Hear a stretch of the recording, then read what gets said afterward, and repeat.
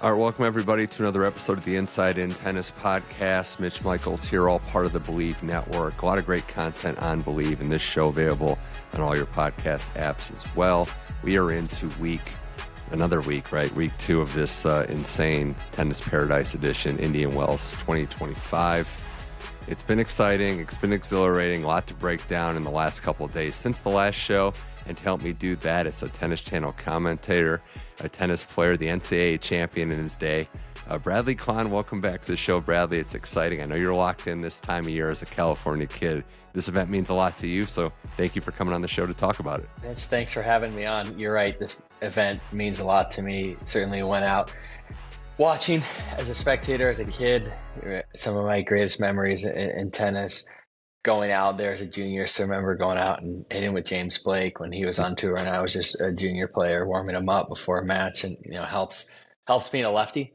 I guess it's funny enough, it still paid off even post retirement, getting called up to warm up some guys over the weekend when I was out there. So it's tennis paradise for a reason. It's, I think, just so relaxing for the players. It's the first opportunity for everyone to get together after Australia. The season starts off hot down at the Australian Open. Everyone's coming off an off season and ready to go, and you have everyone in one place, and then the tours kind of split up in February, and it feels like a bit of a lull. You certainly have some massive events on both the men's and women's side with the WTA 1000s in Doha, Dubai, men's 500s around the world, Rio, Dallas, Acapulco, Doha, Dubai now. But this is really, I would say, the start of a long stretch leading up.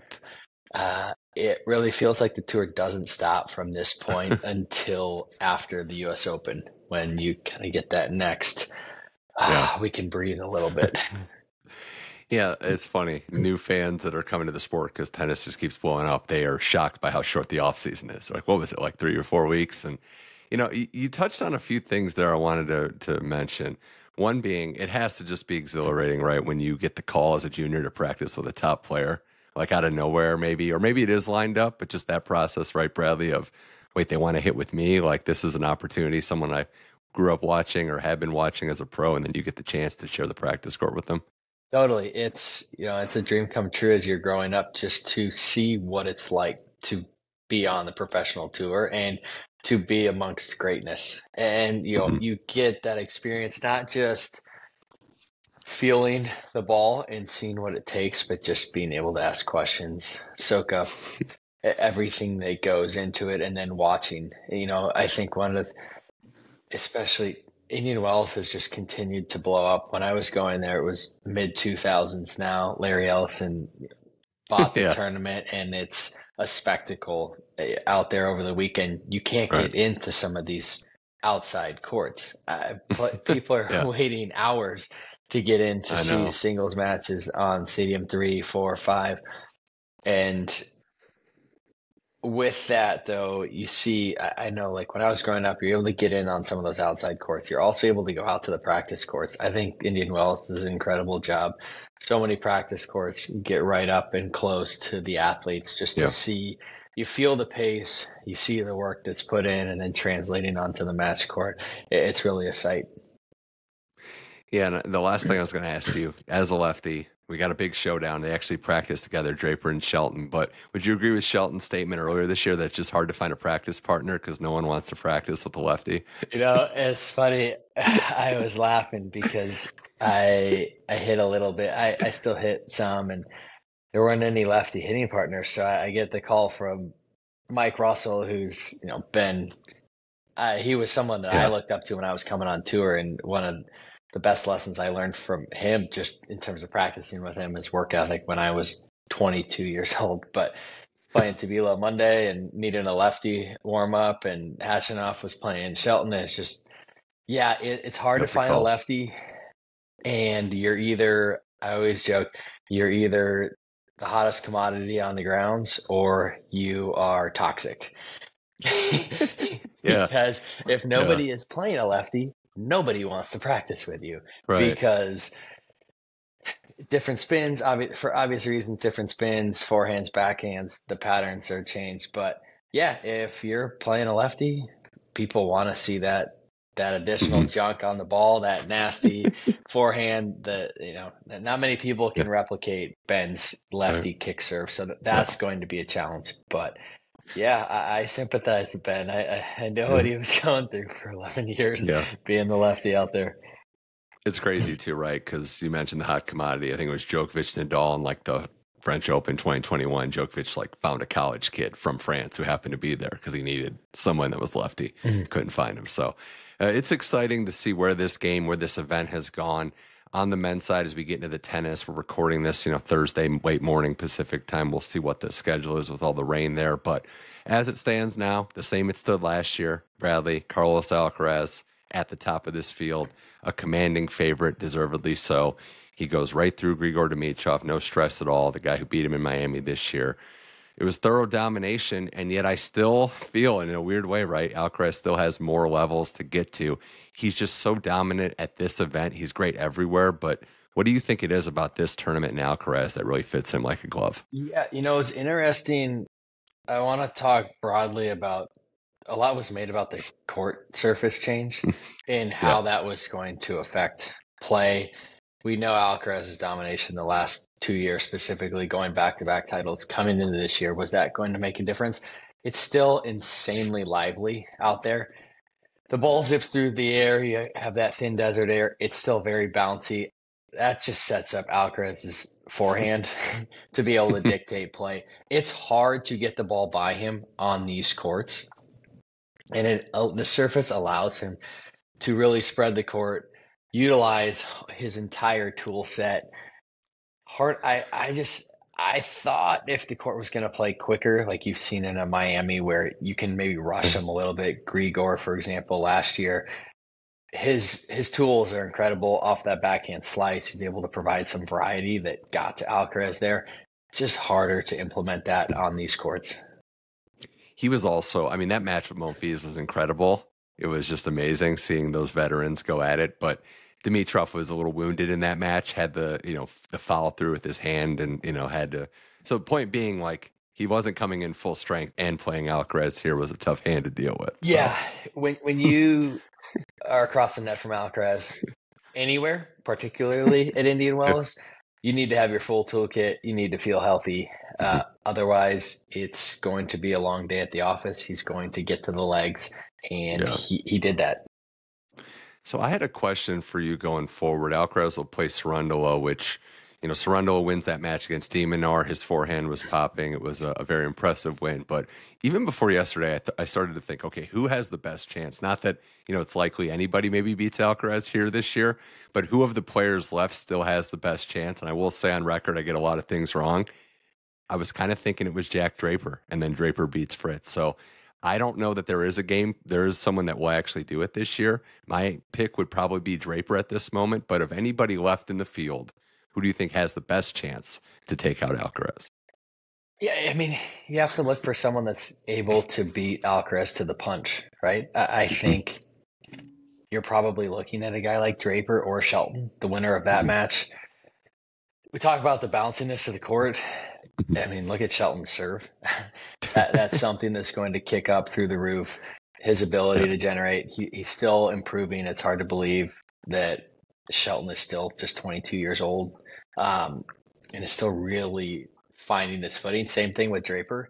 So I would say just the ability for those two to challenge Alcaraz with that lefty spin. But you're right. It's a tall task. There's a reason he's a two-time defending champ, and he doesn't have to go through. Obviously, we've seen Djokovic go out early, no sinner.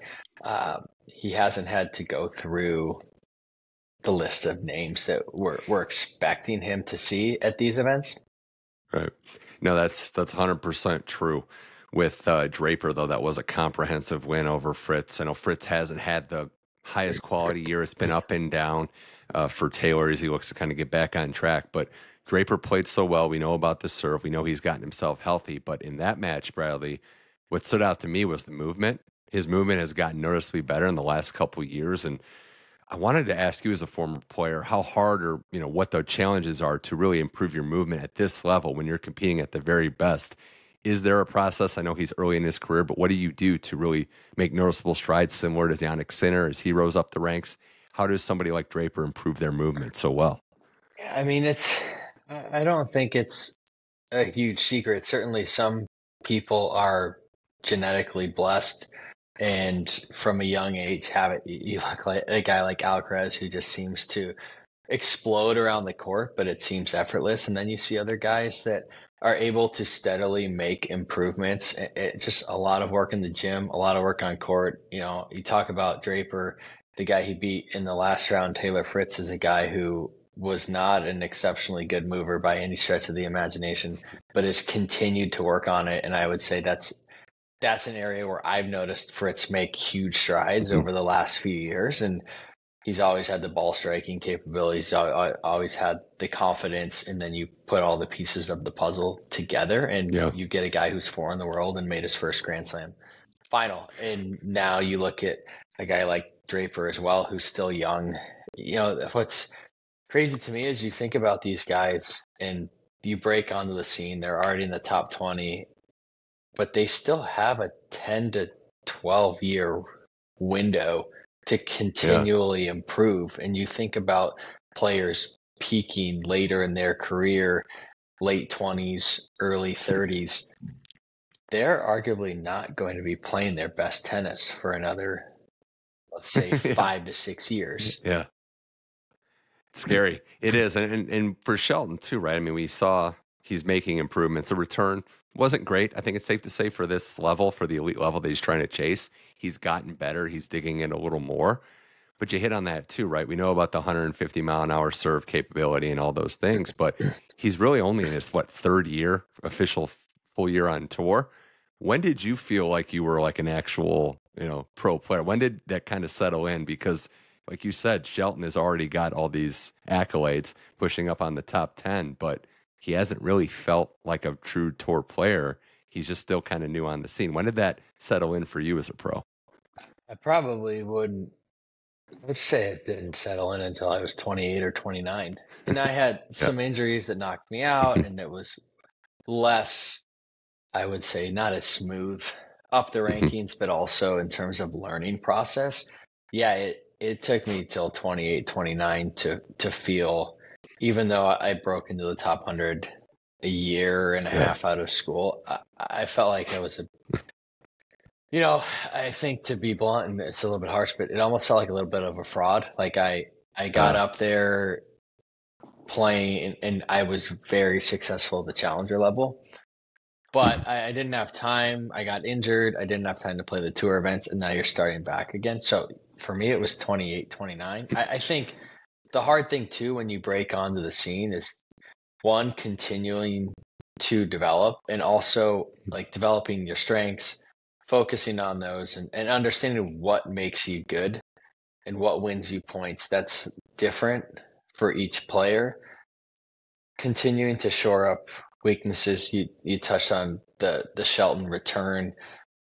That's, like, I would say, lacking relative to, it's not bad. You just, when you talk about someone who's got a serve and a forehand and the athleticism through the roof, everybody has a side that's not as confident as their strength. And so, like, understanding that, not getting too bogged down in it, and just working in tandem, continuing to build the strengths, continuing to shore up, the things that need to be solid. They're not going to be your out pitches, but you want to be as well-rounded as possible and not allow your opponents to attack you there.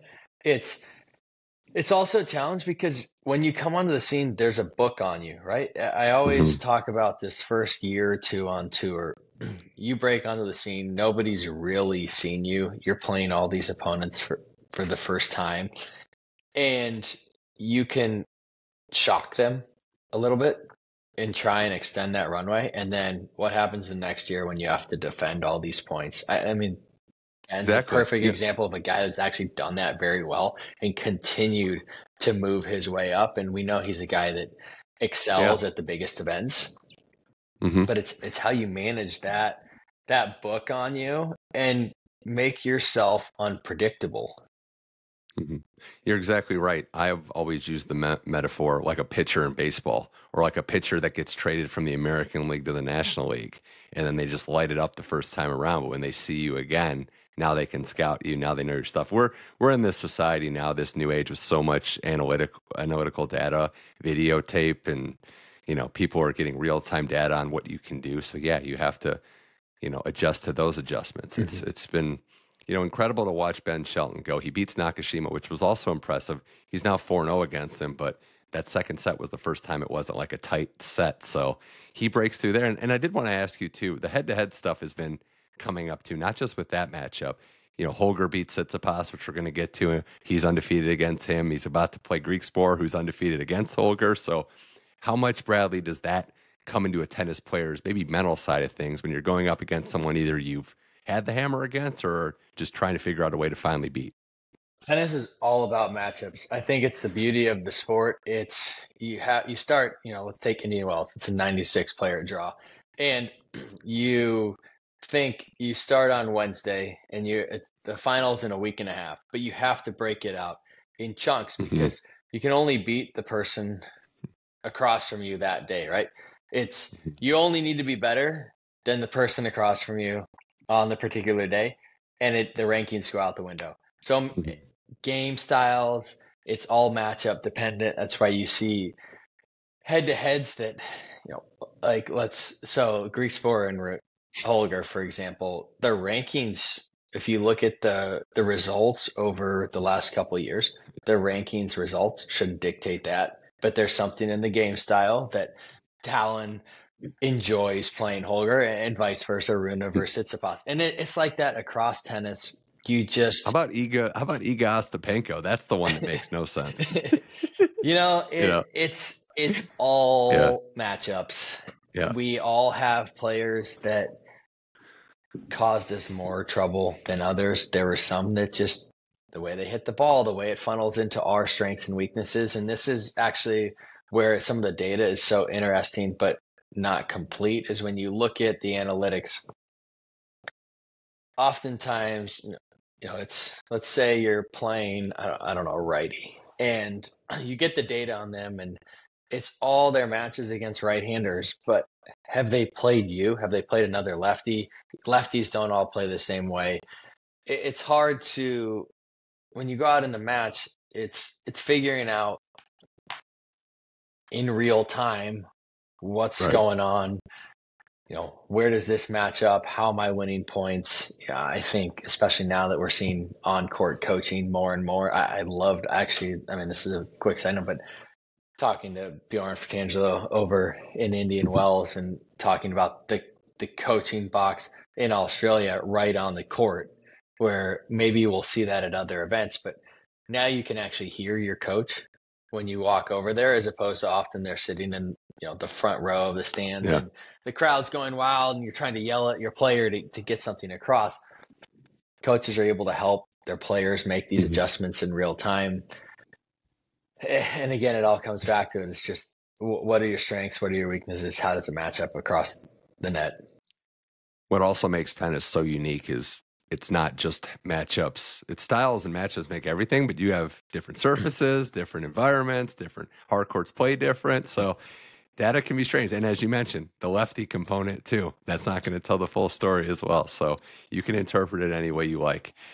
More here with Bradley Klahn on the Inside In Tennis podcast. We're talking Indian Wells 2025, another player that's, we had alluded to, has been playing very well, found the spark that he was looking for. Bradley was Holger Rune. He beats, really it started with Ugo Humbert coming back to win that match and then beating Tsitsipas again. First off, that tweener lob that he hit, I know he was up a break in the second set, but down double break point, hits that lob, wins that point, wins the game, wins the match. I can't really recall in recent memory one shot kind of swinging a match like that, because Tsitsipas he looked defeated after that. Like, how could this happen, and went away? So for Holger to have the audacity, confidence, whatever you want to call it, to try that shot, it's just who he is. Yeah, he's a guy who we have seen the upside throughout his young career. but we haven't been able to see the consistency. We've seen stretches where he goes on losing streaks. It's, I would say, been volatile on the court, off the court with the coaching camp. Now it seems like he's much more settled. He's back with his longtime coach, was Lars Christensen in my head. I had that. Yeah. Mm-hmm. And, it's funny because I called his match for Tennis Channel in his opening round against Mutet. And one thing I noticed was he was okay just being patient in the points. Like I've called other of his matches where he's got so much firepower and he loves to put it on full display, and he's like overflowing with like adrenaline out there. Right. And when it's clicking, it's clicking like winners galore. Yeah. And when it's not, it's quite bad. Like the errors come in, games seem to snowball into sets, and it just looked like he was still trying to find that 70-80% range, because he's good enough to just play within his comfort zone and increase the pace when needed. And he did that against Mutet, and I was like, oh, interesting. Like he's okay. He recognizes Mutet, he's crafty, another lefty, not going to beat you with pure pace. There's certainly the antics that go on with it. And Rune was just comfortable to stay in rallies, utilize his movement when needed. And it was a pretty comfortable win. It 6-2, 6-4. He was up a double break, had a chance to get a little bit hairy there, but closed it out. And that was really the first sign for me, because I hadn't seen him too much at the beginning of the year, but that was really the first sign for me of maybe a maturity process.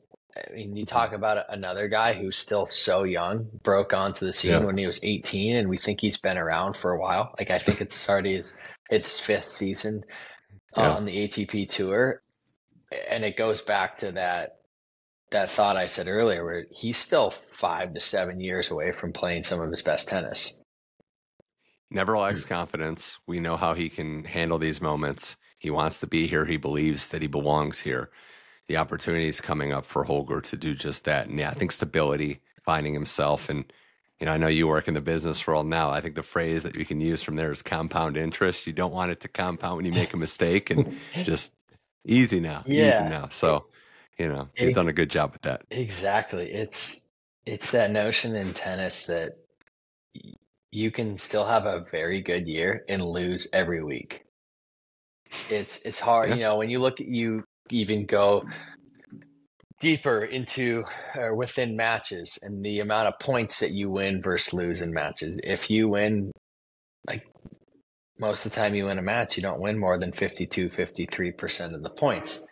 But you're winning the right points. You understand that process. There's going to be ups and downs throughout the year, throughout a career, even granularly in matches. But how do you keep that trajectory going up and minimize the volatility? Not these big swings where he's blowing winners by everyone, and the big swings down where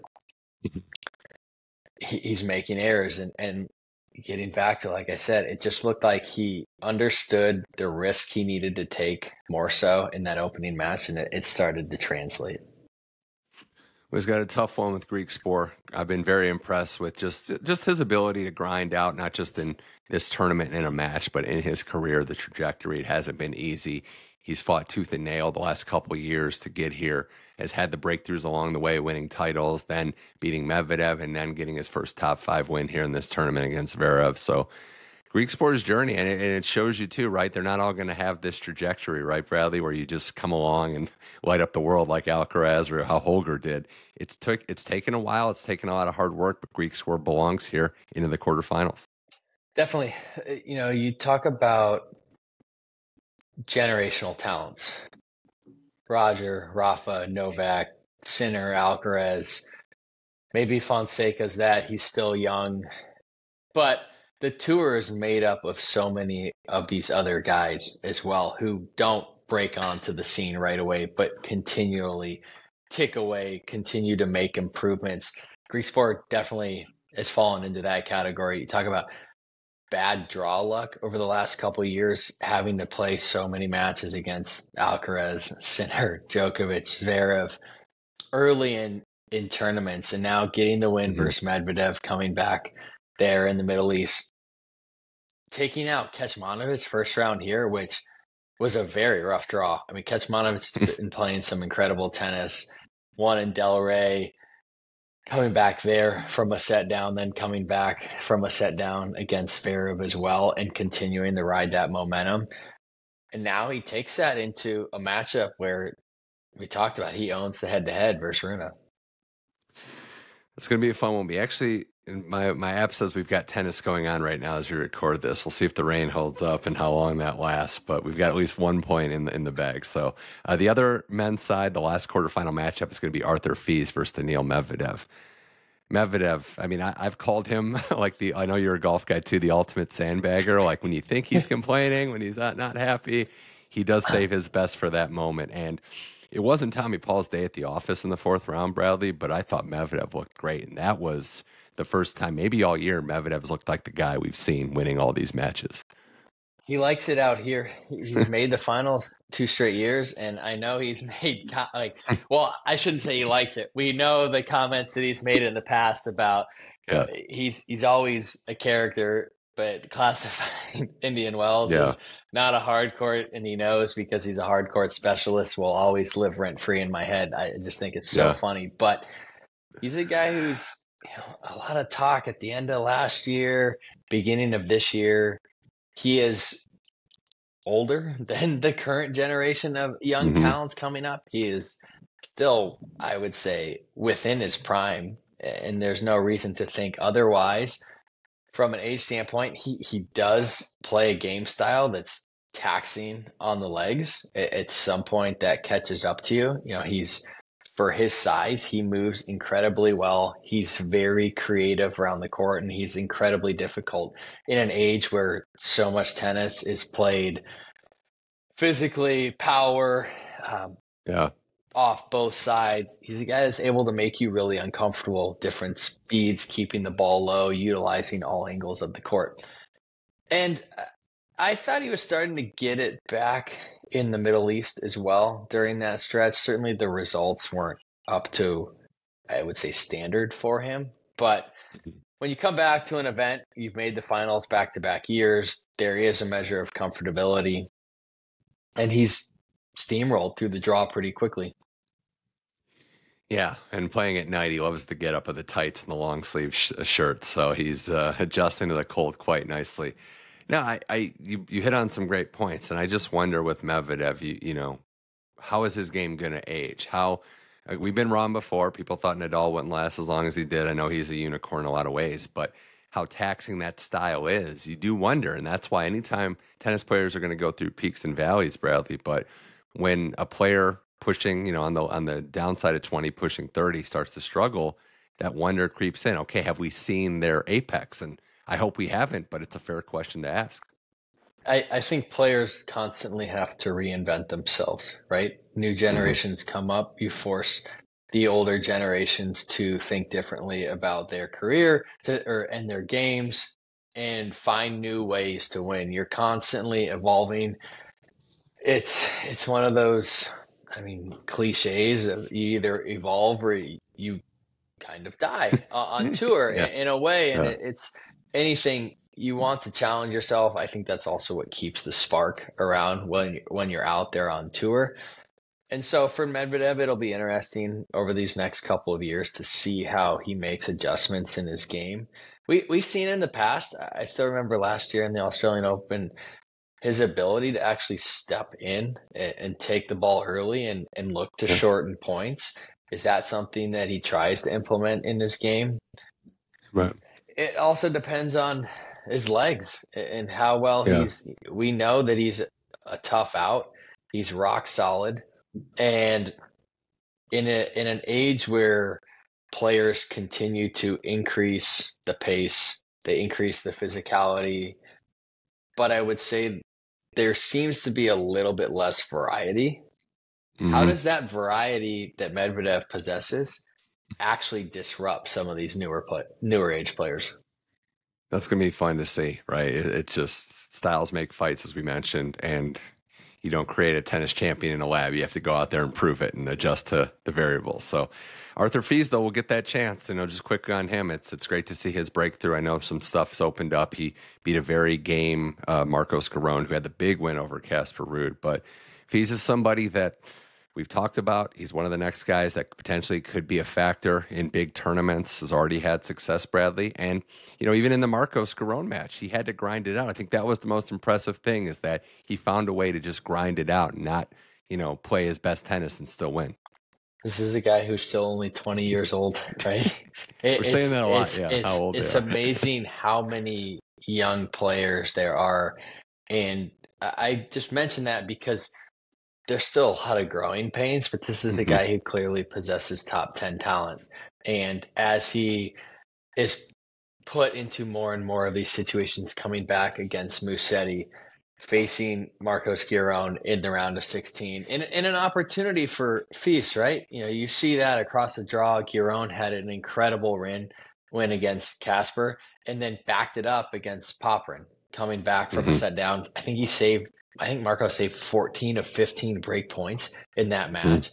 This is essentially his hometown event. And so for Fils to go out there, he's got pressure now. He's the favorite when he probably wasn't expecting to be the favorite at this point of the tournament. And to go out there and gut out that win and make a quarterfinal here in Indian Wells, I think that speaks volumes about his maturity as well. Well, looking at the women's side here with Bradley Klahn on the Inside in Tennis podcast, there's still a lot to dissect and go through as they've reached the quarterfinals as well. Iga Swiatek, I kind of called this her invitational event, and she's backing up. There are contenders that are stepping up, but what Iga's done, to get to the quarterfinal has been astonishing, or maybe expected. I don't know. She's in her match with Qinwen Zhang right now, who did beat her at the Olympics. But Iga going for 3 out of 4 titles at Indian Wells, beats Muhova really quickly. And I guess the question I have for you, Bradley, is those first 15, 20 minutes of the match, that's where Iga comes out unleashed. And that's on the other side, maybe the thing. How do you stop the avalanche? What is it about Iga in those first 20 minutes that kind of sets her up for destruction? Yeah, she comes out like a wrecking ball, and it's one of those, you see the all-time greats. They are very good front runners, and she's able to build a lead and then sustain it. The surface here, it's a little bit similar to Carlos, the way Iga plays on a slower surface. We know her domination at Roland Garros as well. I would say historically, Indian Wells has probably played the closest to a clay court that you're going to see on a hard court. And so I think that fits into her game style well. Yeah. And then from there, it's hard. You talk about how do you stop it. It's tough against Iga, but it comes back to your own side of the net. It comes back to trying to find little wins, just changing momentum, planting seeds of doubt whenever you can within a point, within a game. Even the best players, the doubt will creep in as she starts with an early break to go up a quick 2-0 on Qinwen Zhang, which, again, I like Qinwen because she's out there, and I say this glowingly, she's out there to be a ruthless competitor. Everything you see about her and her approach to tennis is, I'm not here to make friends, I'm here to win matches. So I appreciate that part about her, and I think that's kind of the attitude you need. Her season hasn't exactly started out to the standard that she wants, but you mentioned this is a stretch where you can get on track, go into the clay run, and find that result. And when you don't have maybe the best Australia or maybe even the best Middle East swing, Bradley, it's important for players like Qinwen to use the Sunshine Double as that tool to set up the rest of your year. Totally. It's a long season. And as much as players would love to post results at the beginning of the year, this begins a stretch of 4 combined Masters events over the next 2.5 months. Indian Wells, Miami, Madrid, Rome, going on to the clay. Qinwen has had a lot of success on that surface as well. So I think it's a great opportunity to just start building match wins. She's into the quarterfinals here. She'll have the opportunity to go to Miami and then get back on the clay. You never know when things are going to click. Yeah. Well, we never know, but we kind of thought it would click sooner rather than later for Mirra Andreeva, because that's been really, again, Iga deserves all the praise as the favorite in this tournament. But what Andreeva has done and how she's elevated herself, winning Dubai, first premier title, now just a run at Indian Wells, what she did to Rybakina and Rybakina's serve, a comprehensive beatdown and just destruction of one of the best servers, if not the best servers in the women's game. 17 years old, elevates herself each week, it seems. It's a real moment, Bradley. And again, I go back to what I said a couple of days ago. Would it shock anyone if she had her breakthrough before we thought?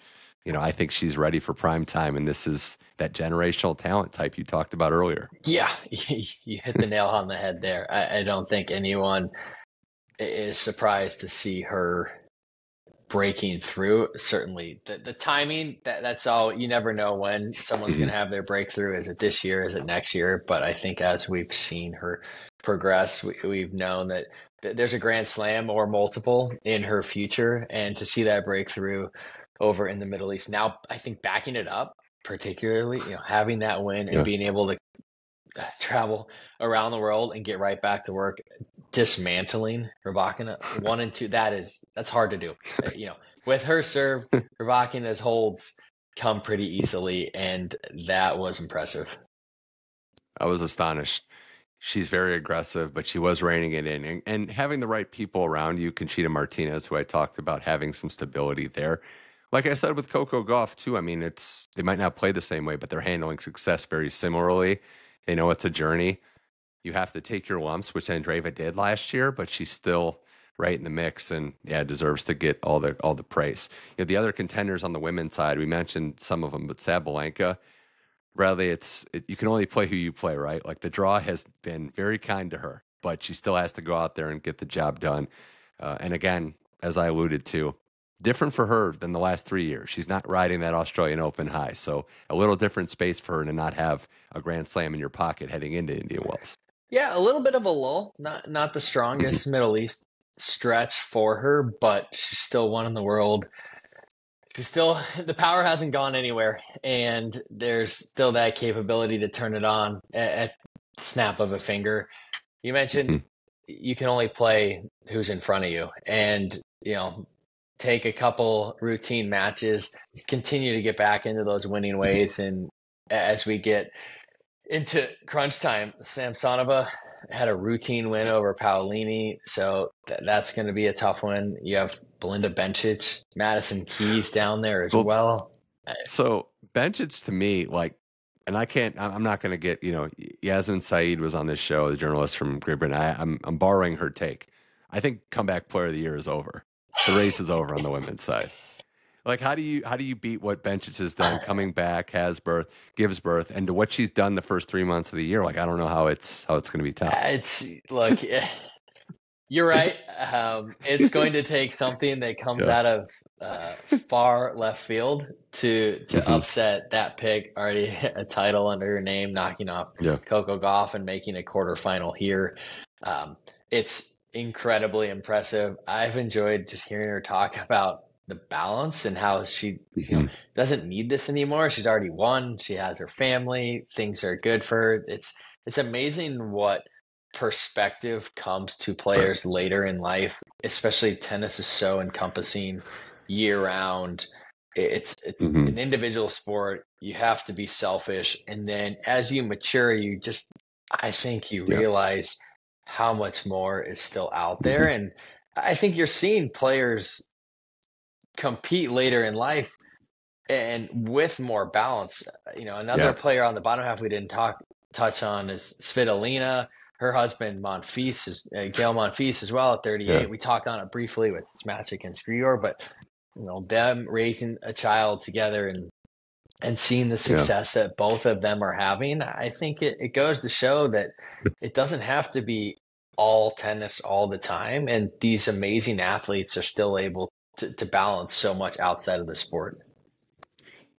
I would have to take their word for it, but it sounds like you become amazing at compartmentalizing, at prioritizing, and knowing when it's tennis time, it's really tennis time. There's no more sleepwalking through practices or just, cutting corners on your workout. This is the time I have for tennis. And Right. it doesn't last all day. So, Right. And that's going to be a tough one for Andreeva because Svitolina is a game competitor and is very, very tricky out there.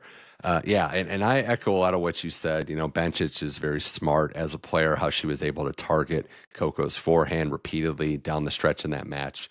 It hasn't been the best for Coco, although she's still one of the premier players of the game. The forehand has been discussed, but it was the service issues that alarmed me watching it because even in matches she won, the Sakari last game, 6 double faults in it. I hate to see it. I hate to see it rear its ugly head, but the double fault problem creeps back in when it is not desired at all. Yeah, totally. It's one of those challenges that it has reared its head for Coco over the last, what has it been, 18 months, 2 years? Yeah. We saw it with Sabalenka a couple of years ago, and we saw her ability to actually overcome it. It is very challenging once. I try to think of the best, a challenge comes is it the yips? I don't know what it is, but it's something that is in her head. I've seen it discussed before about her ability to go on the practice court and not think about it, and it is fine. But it's just something that if you're a high level athlete, and I think it's even more magnified because Coco is such a star, a Grand Slam champion, but a bona fide worldwide star. And so the spotlight is on her more. And that's tough. She's still young. There's still plenty of time to overcome it, but it was unfortunate to see it show up pretty consistently in this event. And it cost her against Bencic. Yeah, today's actually her 21st birthday, so that just shows you, she's been around so long. It's still just 21. But yeah, similar to the basketball player that in practice can hit all the free throws, but then can't make them in the game. So hope that rears its goes away because we know what she can do. We know what a threat she is to continue to rack up titles and slams. Yeah, and then the last one on the women's side, Madison Keys, first tournament back since winning Australia. Started out smooth, ran into some hiccups, but was surviving in her matches. And the Vekic match, Donna is just so tough to play against. 5-3 down a set and down 5-3 in that tie break. And Keys just, went for it and got it. She's still playing freely. I wondered coming into this tournament, would there be some rust? Would there be, the motivation there? But she looks as free, relaxed, and as hungry as ever. Yeah, it's been really impressive to see her dig out matches so far. First event since winning her first Grand Slam, she skipped the Doha Dubai swing, which probably was a really smart move just to settle down after all this whirlwind media tour, winning all the emotions that come with winning your first Grand Slam and answering that question, now what? We've seen other athletes struggle. You reach this goal, it's been up on the mantle, win a Grand Slam. And she talked about not needing it and how that probably freed her up to actually go and get it. But now that you have it, what's next?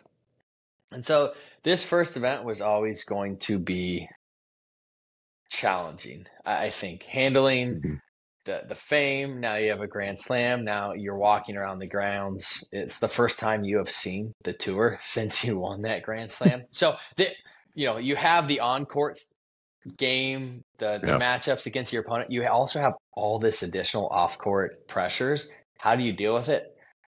I don't care how you get there. If you're in the quarterfinals in your first tournament after all that and going through it, I think that's huge for her. She's on a 15-match winning streak. She's confident. Remember, this time last year, Indian Wells was her first tournament of the year. She was coming off a shoulder injury. She missed the first 2 months of the year. It is gravy right now for her to continue to push her way up the rankings, already at 5 in the world. She's still the third, 3 Americans in the top 5 with Coco, Jessie, and Madison. Yeah. Let's see where Madison can take this. Indian Wells, Miami coming up. That's a good stretch for her. Yeah. Yeah, and then Austin basically bans her from competing. So her first tournament back is this one. So you're welcome back. No, it's great to see. it's great to see she's pushing, she's carrying the mantle in a lot of ways for American tennis. And I know, for yourself, it's great to see, because I know, I don't know if our listeners or viewers know this, but you were actually at the wedding. So I know you know the family well. And not just at the wedding, I heard on the dance floor too. Bjorn and Madison have been two of my closest friends on tour since I came on tour. So it's independently, and then obviously since they've been together for the last 8 or 9 years, it's so fun to see them have this success together, just because they're such great people. And I think Bjorn's really, their relationship has been so strong, and I think that also has really helped his ability to relate to her and get the most out of her. So yes, for me personally, I could not have been happier to see her win that Australian Open, and just to see them continuing to build, spending a lot of time with them out there. It's really, really fun for me to see. No, we love it when good people are rewarded for hard work in a sport that doesn't reward many people at the end of the week. It's good to see how things have gone there. Well, Bradley Klahn, this was fun. Always a blast talking tennis with you here on the Inside In Tennis podcast. But, before I go, I wanted to just, talk to you and chat. And if you had anything to say about the other stuff you're doing, Monograph Wealth, and, working on the business side of things. We're seeing a lot of tennis players, past and then former, thrive outside of the tennis space, and you're no different. So how are things going on your outside business endeavors? Yeah, I appreciate it, Mitch. It's been really rewarding for me to step outside of the tennis world in a full-time capacity, while still remaining involved through my work with the Tennis Channel and helping with the San Diego Challenger. I've really enjoyed this next chapter at Monograph, being able to learn new skills and take what I developed throughout my time on tour now into the financial planning space, advising our clients on the full gamut of wealth planning, financial structure, just trying to help them simplify, I would say. Mm-hmm. And simplify, we always use the term simplicity is the ultimate luxury. So being the trusted resource for them in terms of planning, investments, and coordination with the outside advisors. And now I'm really excited about being able to take that to the ATP Tour as well, and present at the ATP Business Education Program, and try to give back, I think, to the people that really gave me my first career. And part of the reason I got into the business was actually going through my tennis career as a young professional and realizing I sat in the same presentation. It's funny, 11 years ago when I was going through ATP University, and I had no idea that was I had already reached my career high by 23. Certainly, I wouldn't say that my career peaked at 23, but if you're looking at just ranking, my ranking peaked at 23, and I had no idea how to plan for that, how to manage the money, not just the money, but also the overall structure of my life as I was going through the tour. So now being able to impart some of those lessons that I learned, some of the mistakes I made, some of the smart decisions I made, and hopefully help this next generation of tennis players.